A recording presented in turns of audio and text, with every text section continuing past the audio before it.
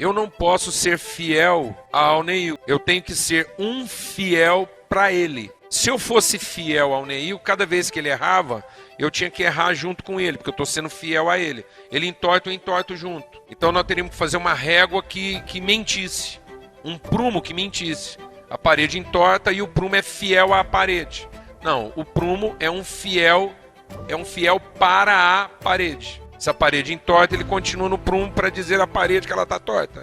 Eu creio que como igreja a gente precisa trabalhar melhor nossos conceitos, né? Às vezes a gente se perde na conceituação. E aí, como a gente não medita no conceito, a gente acaba formando um preceito. Há uma confusão entre submissão e subserviência. E a subserviência seria uma obediência incondicional. Nós só devemos obediência incondicional a Deus. E a palavra de Deus diz que uma das expressões do Espírito de Deus na nossa vida é que nós vamos nos submeter uns aos outros. E essa submissão não implica numa obediência incondicional. Eu me submeto ao que é de interesse legítimo do Neil. Eu me submeto ao absoluto da relação e não ao relativismo do indivíduo. Para trabalhar melhor um conceito de fidelidade. Eu não posso ser fiel ao Neil. Eu tenho que ser um fiel para ele. Se eu fosse fiel ao Neil, cada vez que ele errava, eu tinha que errar junto com ele, porque eu estou sendo fiel a ele. Ele entorta, eu entorto junto. Então nós teríamos que fazer uma régua que mentisse. Um prumo que mentisse. A parede entorta e o prumo é fiel à parede. Não, o prumo é um fiel para a parede. Se a parede entorta, ele continua no prumo para dizer à parede que ela está torta. Isso é um esforço de submissão àquilo que é o verdadeiro interesse da parede. Então eu tenho que ser fiel para com o meu irmão na relação. De modo que se ele me exige algo que me coloque em confronto com a minha obediência incondicional a Deus, eu o desobedeço e me submeto às implicações da minha desobediência. Então, se uma autoridade civil me obriga a fazer alguma coisa que me coloque em franca desobediência ao que Deus está dizendo que eu tenho que fazer, eu desobedeço à autoridade e me submeto às penas da lei. Porque eu sou um fiel para a sociedade. Na minha insubmissão, eu não estou defendendo o meu interesse. Ou melhor, na minha desobediência, eu não estou defendendo o meu interesse. Na minha desobediência, eu estou defendendo o interesse daquele que está em erro. Então, se tem uma coisa segura nessa vida, é cometer erros contra homens de Deus. Então, se tem um cara que diz que é um homem de Deus, eu estou seguro de errar com ele. Eu não preciso me preocupar de errar com ele. Porque quando eu erro contra um homem de Deus, ele vai me tratar bem, de maneira justa, vai perdoar meus pecados e vai me conduzir à verdade. Eu estou ajudando o ministério dele. Então eu não preciso ter esse medo. Glória a Deus, amém. Eu estou valorizando a relação. Agora, se eu cometo um erro com ele e ele me trata mal, então está patente que ele não é um homem de Deus. Então eu não tenho essa obrigação de ficar aqui perdendo noite de sono para saber aonde vai esse nível de obediência. Mas eu me submeto à relação, eu me submeto à legitimidade da relação, à honestidade da relação. E sofro as penas implicadas nisso. Então, as mulheres, por exemplo, têm sofrido muito com essa questão da submissão incondicional. A submissão da mulher não é subserviência, é submissão naquilo que é de interesse legítimo da relação. Então é possível que ela desobedeça e se submeta. Eu posso desobedecer uma autoridade colocada sobre a minha vida quando ela está laborando em erro. E submeto-me às implicações dessa desobediência. Alguém vai ficar nervoso, a chapa vai ficar quente, a comunicação vai ficar difícil, eu me submeto a isso.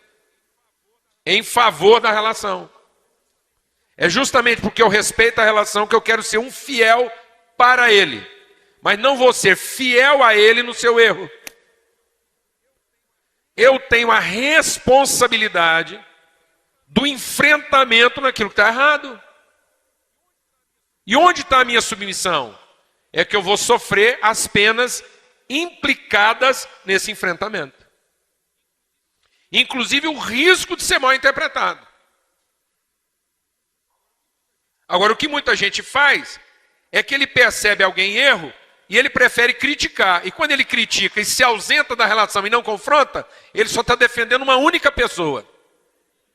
Ele mesmo.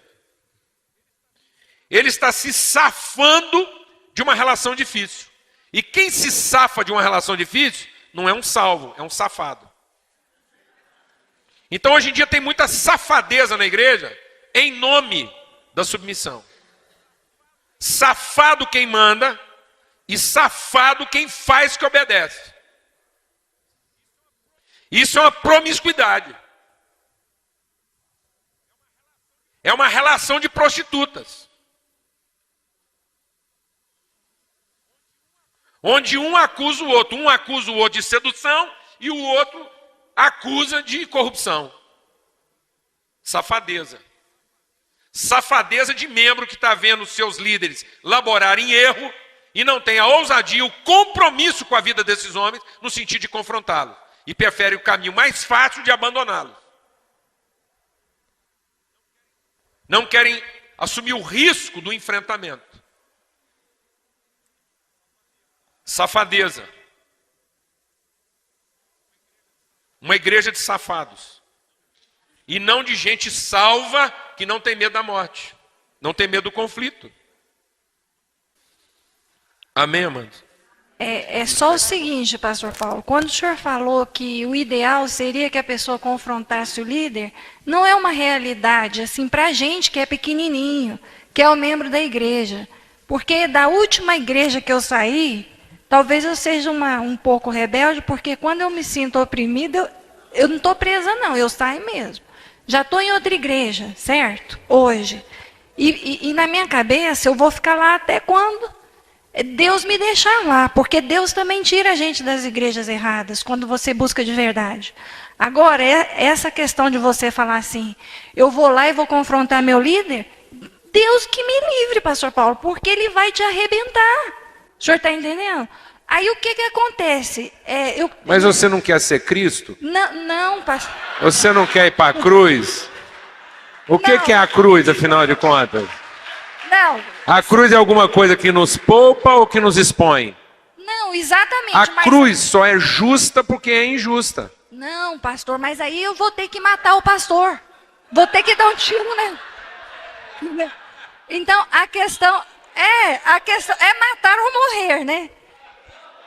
Não, irmã, a gente entende a senhora, a gente está entendendo. O senhor está entendendo? Então, eu acho que, às vezes, aquela passagem bíblica que fala, sacode a poeira dos seus pés e vai, é mais fácil para a gente. Você sai caladinho e vai aonde Deus te levar, conforme o vento do Espírito. Essa é a minha observação. Isso, mas é importante. Só que a gente já pula para a parte de sacudir a poeira. E aí a gente não quer lá fazer aquele trabalho de percorrer a cidade, de trazer a palavra, de insistir na revelação. Então, a gente já quer pular para a parte da sacudida. Então, amados, isso é um desafio. A igreja precisa dessa maturidade, desse empenho, desse senso de responsabilidade. E é isso mesmo. Se a cruz fosse justa, não era a cruz, não redimia.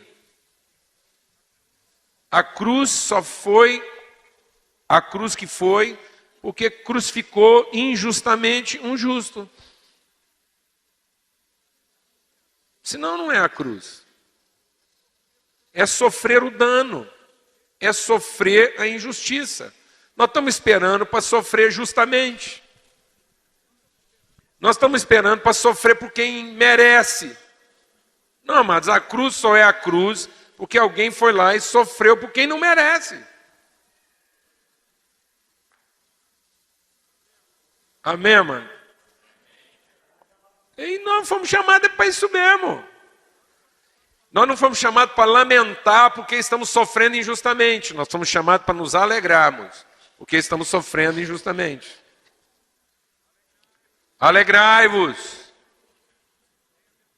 Bem-aventurados sois quando forem perseguidos por minha causa. Não é por mim, eu não estou fazendo, eu estou fazendo isso, eu estou sofrendo por amor à igreja. Paulo diz, aquilo que sofro, não sou por causa de mim, não é minha causa, não é o meu conforto. Paulo diz, naquilo que sofro, sofro pela igreja e completo no meu corpo as aflições de Cristo.